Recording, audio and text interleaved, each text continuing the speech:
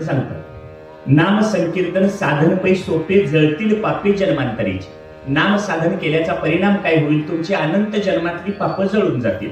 पाप जळून जातील याचा अर्थ ती पाप काय होतील? नष्ट होतील, म्हणजे चित्त शुद्ध होईल असा त्याचा शास्त्रीय अर्थ। पाप नष्ट होईल म्हणजे काय? चित्त शुद्ध होईल। बरं, अनंत जन्मात आपण कुणी काय पाप केली ती काय आपल्याला माहित नाही। जाणते अजाणतेपणे अज्ञानातून ज्ञानातून ही पाप घडलेली असतात। पाप पाप म्हणजे तरी काय? पुण्य पर उपकार, पाप ते परपीडा। दुसऱ्यावर उपकार करणं याला पुण्य म्हणायचं आणि दुसऱ्याला पीडा देणं, त्रास देणं याला काय म्हणायचं? पाप। मग आपल्याकडून जाणते अजाणतेपणे पाप पुण्याच्या गोष्टी घडत जातात। या दोन्ही गोष्टी पुसून टाकायच्या असतील तर काय घ्यावं? नाम घ्यावं। नाम संकीर्तन साधनपै सोपे। आता सोपं म्हटलंय पण ते सोपं नाही, सुलभ नाही। नाम घेणं सोपं आहे पण सुलभ नाही।